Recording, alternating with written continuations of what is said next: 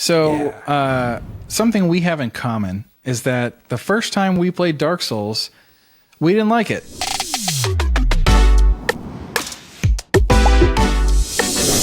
Well, we like it now. We love it now. Yeah, we love it now. But the first time what happened the first, when was the first time you played it?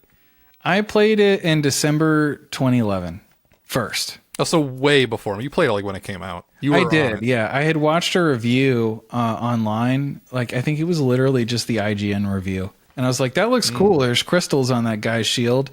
And I had a little extra spending money because it was Christmas time.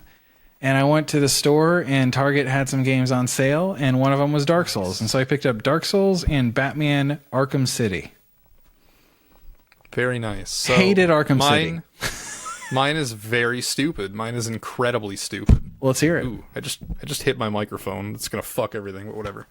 Okay, so in my old podcast that I did in like 2017, we would do like a game of the month thing where we'd all just play a game in a month.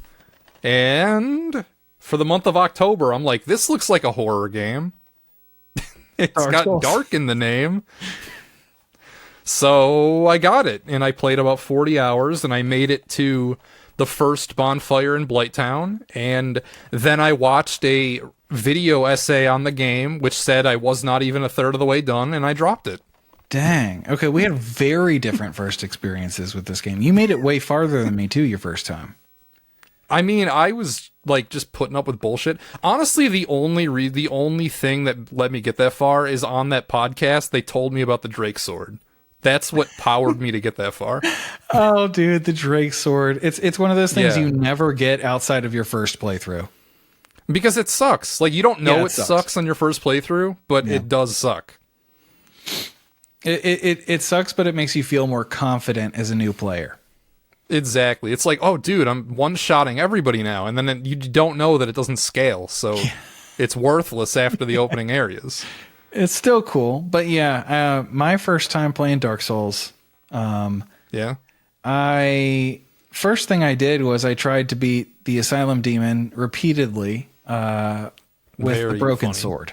So I was already getting it wrong, and it's because I went in with that expectation that it was supposed to be a difficult game. I didn't know. Yeah, and I think probably over an hour of time was spent bashing my head against that wall, and I got him a little under half health twice, but never close to actually beating him before like finally. I think that's what Angry Joe did when he played the game. I don't know why I remember that. But I think in his review he fucking fought the Asylum Demon with a broken sword over and over and over again. He's like, dude, this game's so hard. Dude, I don't think I've thought about Angry Joe in forever. Is that the guy who has beef with the Dorito Pope? Does he? Wait, is this he was like on Guy with the Glasses or whatever? Yeah, he was on Kick-Ass. Yeah, I know he you're talking that about. Super popular channel. Yeah. Super popular channel. Yeah. He's like 4 million subscribers. Yeah, okay. I just feel like I haven't heard anyone talk about him in forever. Yeah, I mean, I'm not like an avid Angry Joe watcher. I just remember that video. All right, well, getting back to topic, we both didn't like Dark Souls the first time we played it. And when I made it to Firelink finally, when I realized that you run away from the Asylum Demon for the first time, I just, for some reason, like the layout of that game did not mesh with my brain very well. And I explored Firelink, and I never noticed the path to the side up the cliff that takes you to the Undead Burg. I went down to New Londo, and then I thought the way forward was through the graveyard and into the catacombs. And so that's where I went. And I was also not of the mindset that you could just run away from the enemies too, which if you're going to do catacombs first, there's no reason to fight every skeleton in the graveyard. You just run right past them. But I fought and killed every single skeleton multiple times.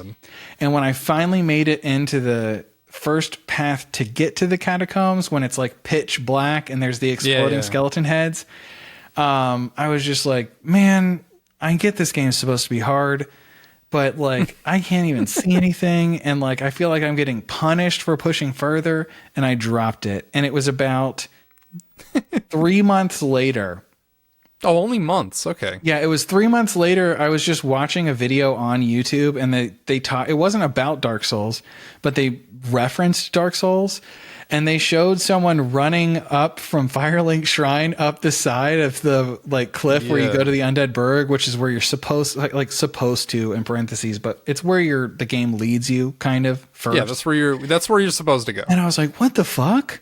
Like where was that? He went up the side? Are you serious? And I booted up the game and I went up that way with my character and I started playing and I was like, "Oh, this is where I was supposed to go."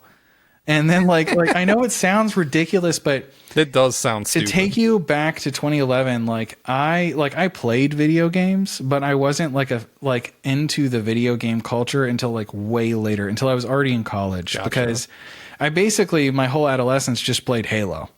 Gotcha.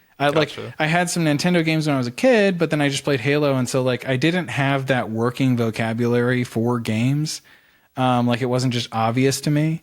But yeah, when I realized that's where I was supposed to go, the game started clicking, and then I actually restarted my character because I felt like I had kind of screwed it up. And then from a fresh start, the game just clicked and felt amazing. So when did you give it another try then? Well, I mean, my first attempt, I think I got ruined by the people in my circle. They told me about the Drake Sword, but they also told me not to look anything up under any circumstances. It's best played blind, blah, blah, blah, which is it's not how I should have done it. I should have been looking everything up at every step. Yeah, no one I know played it like that. We played with our laptops open on the side, like, ooh, what about this weapon? Yeah. That's how I play it now. Fuck. We had a blast playing it that way. But like, there's just a lot of shit that confused me as a new player, and I just couldn't get over. Like, I got cursed, and I had no idea how to get rid of the curse. Yeah, so, like, the game, I just had half health. Yeah, it does not explain anything to you, and it kind of just assumes, like, yeah, just look it up, buddy. Like, I didn't know about upgrading weapons because I had the Drake Sword and I couldn't. Yeah, you so need I just dragon scales I just to missed upgrade that. the dragon Yeah, weapons. Yeah.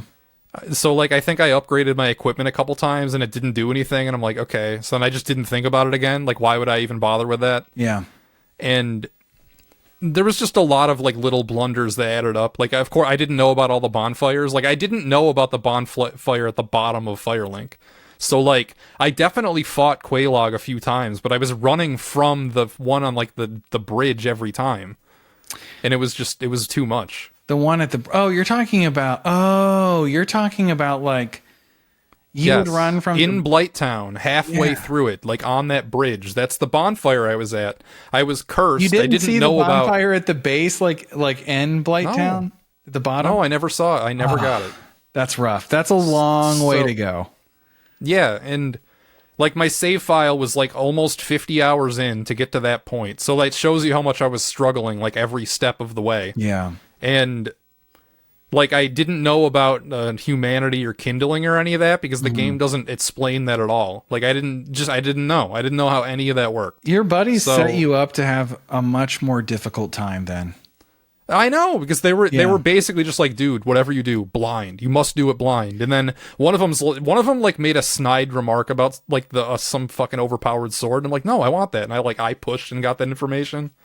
And like that's how I learned about the Drake Sword. Okay, let me ask you a question. Do you think they honestly played it blind? No. Yeah, I think they might just say that. They probably just dude, I don't know. Okay, well, let me show you something real quick. It's my Solar amiibo. Oh, nice. Hell baby. Yeah. Nice. Try and make sure it focuses. Yeah, I mean, I got it on 360. I paid $20. I still have the receipt. So you played it on 360 even in 2017. Well, remastered didn't exist yet. Yeah, I just thought you might have played the PC version. And I'm not a PC gamer. That's true. So no.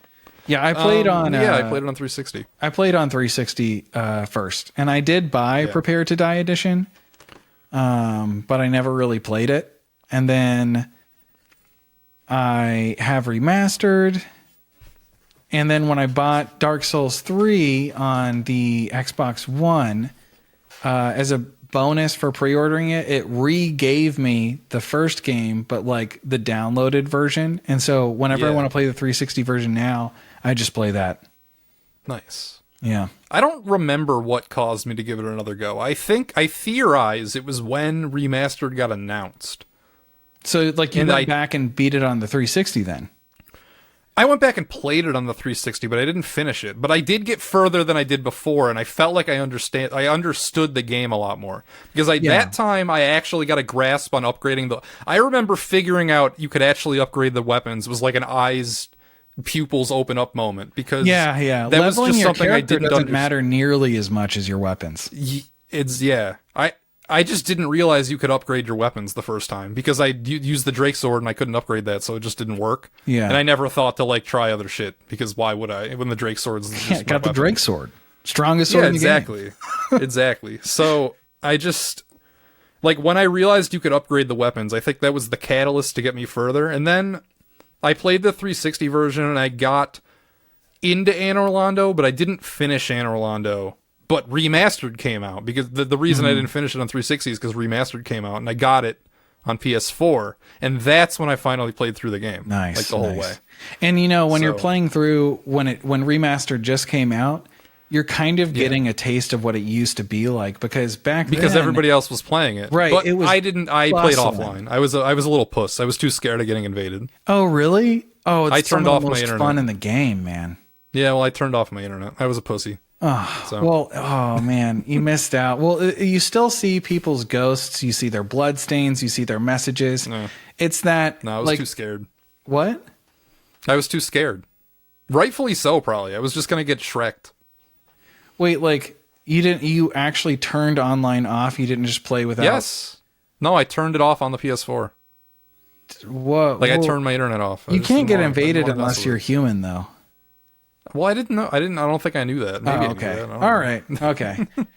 Like when I got invaded, I feel like I probably won like 1 out of 7 encounters getting invaded back then. Probably. Like I would usually die, right, but it was just thrilling, like heart pounding. No, I was just like, leave me alone. I want to play the game. Yeah. That's I think still too many basically people my felt that attitude way, and that's why they changed the way online works moving forward in Dark Souls 2 and 3. Yeah, maybe. I miss the old system personally. Because you dunk on people. You play the game now and you just fucking shit on people. I'm not like really, really good at PvP or anything. Yeah, but you are when the guy sucks and it's their first time playing the game. Yeah, anyone is. It's kind of a rite of passage, I think, getting dunked on in that sense. But, you know, Sure. even in Dark Souls Remastered, they nerfed it to where, like, you can't really do that. Like, back in the day, you could fully max out a weapon, and as long as you were still in that soul level range, you could invade someone who literally just started with a plus 15 weapon. Like, it was ridiculous. How did they change it? They changed it to where, like, now you can't get invaded by someone who has, like, they have a tiered system where, like, if your weapon's in level 0 to plus 5, that's like one tier. You go up to plus 6, and then now it's plus 6 to 10. Then you go to 11, it's 11 to 15. And so they make it in that way so that you can't like ever be so overpoweredly matched. But plus 5 versus plus 0, and like there's not a limit on armor. If someone invades you and they know what they're doing and they have a build that's specifically meant to combat someone at your level, they're probably going to win anyway. Yeah, great game. It took a few years because like the first time I played it was 2017, and one was remastered like 2020, 2019, 2018. I don't know. Did you ever pick up Remastered on Switch as well? Yeah, I got that. I got them both like when they came out. Yeah. I was really disappointed because that was what I wanted it on originally, and then I got delayed, but I bought it anyway. Like I still went and bought Remastered like on PS4 when that came out because I just wanted to play They're different Dark Souls games, man. The Remastered on Switch is a completely different game than the Remastered on PS4 and Xbox One and PC. I mean, I've played through all of them, so yeah. You know. Yeah, like it still has the old graphics and the old lighting effects, the way the armor looks, the textures, the way the fog door is actually fog and not just a texture that looks like ass. I even went back and played it on PS3 as well. Like I've done that. Well, yeah, Dark Souls, it was kind of like I went back and I finished my fucked save file. That was a big one. Oh, really? After I beat it, in Remastered, I went and fired up the 360 version again, and I'm like, I have unfinished business here. Oh, and hell my original fucked save file, I unfucked. I went out of, Blighttown, and I uncursed myself, and I got a real weapon, and I actually played through the game. Dude, you just reminded me of a story actually about me kind of doing that same thing.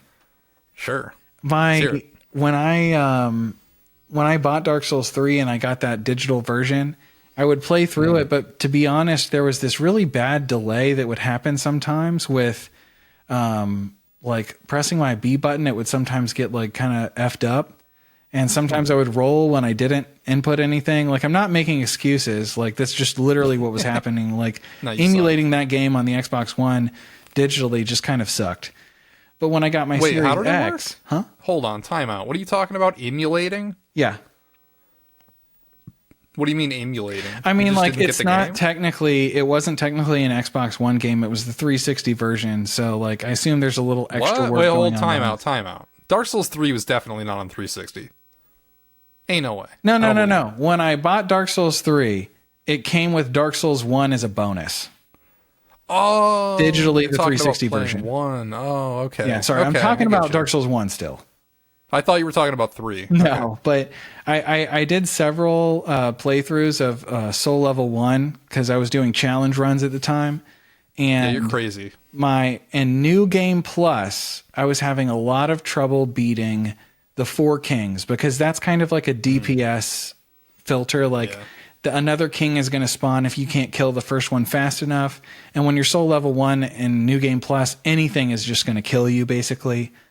I remember chat was really worried in my Simon Belmont run about the Four Kings, and then I fucking annihilated them. Yeah, no, I've played them so many times at this point, but basically on my Xbox One, it was just it didn't run so well, I think. And I couldn't get past them. And I ended up selling my Xbox One after only about a year and a half of owning one because I was just didn't like it really.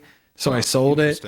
And then I got my Series X kind of when the Series X came out, maybe 6 months after or so. The Series X is just a beefed up Xbox One. It's the same system. Well, it works a lot better, and I was impressed because it still had all my stuff, and it had that exact save file, and it's very similar to what you described. I was like, I have unfinished business, and I booted it up, and I beat it on the second try, and then I finished that playthrough, and it felt so good to come back to that, and it was just this specific save file, it's done. Yeah, it was very cool feeling. I'm going to cut an advertisement for Xbox right here. This is the reason Xbox is cool. Okay. So recently, I have been playing a whole bunch of John Madden games. So potentially for an amazing video? Yes. But the amazing thing about the Xbox is it remembers ancient save files from 2009. Dude, it does. It does. You don't know how many times I've popped in a Madden game to my freaking Xbox, and it's oh, here's your dynasty that you haven't looked at since 2010. And I'm like, whoa, all right. The Bears just won 3 Super Bowls in a row? Sweet. Yeah, no, I was impressed. It was literally games from my 360 that I bought on Xbox Live Arcade, like Doom and N+, all these games I haven't touched in Braid, ancient games. They're still there and everything's still in place. And it's just man, dude, kind of putting the Switch to shame over here. I was late to the Xbox One game. I fell into the trap of thinking it sucked. I got the PS4 a year after it came out, not right when it came out, but I didn't get an Xbox One until 2018 or 19. Yeah. And I liked it a lot. Really? Enough to get the Series X right when it came out. Yeah. Because it was just, I like the controller a lot more, I realized. Yeah, the controller, everyone kind of agrees the controller rips. Yeah, I like the UI more. The first games I got with it were Halo 5 and Rare Replay, and those were both just good times. So yeah, did you enjoy the multiplayer in Halo 5? I think it's awesome. I was playing this and I'm this is a shitty Halo? This is awesome. What the fuck are they talking about? Yeah, I didn't play much. I wasn't a fan of how it was kind of the training sequence vibes and all the maps kind of looked the same. I remember it took me like a month to get Master Chief Collection. I think it already existed by the time I got an Xbox One, but It was maybe even broken it was more because it took them expensive. like 5 years to get that game in a working state. Yeah, but by the time I got to it, it worked pretty good. It was just, I had no complaints. Well, to bring it back to Dark Souls real quick, Are we still in that clip? we're I still don't in even Dark know. Souls. We're still in Dark We're Souls, still baby. in Dark Souls, damn it. This is a Dark Souls video. This is a Dark Souls ass video right here. Hell yeah. It's one of my favorite games of all time. And Yeah, it's up there for me. it's like it really changed. It expanded my video game playing mind back in 2011, and it kind of got me hyped up to just try a whole bunch of different genres and new kinds of games. Like, I attribute a big part of the reason like I was even like getting back into it is kind of to that game, and also in a lot of ways just the way it's so kind of like cryptic and archaic in the way that it works. Like, you don't understand it unless you're looking up stuff about it typically. It kind of feels a lot like how a lot of people might feel playing a retro game these days. Yeah, I mean, that's the comparison, that it's like a modern retro game. Yeah, it kind of feels like maybe my first real like retro kind of experience, to be honest. Sure, I could see that. Anything else you'd like to say before we end the segment? No, I'm good. I'm good, dog. We got it.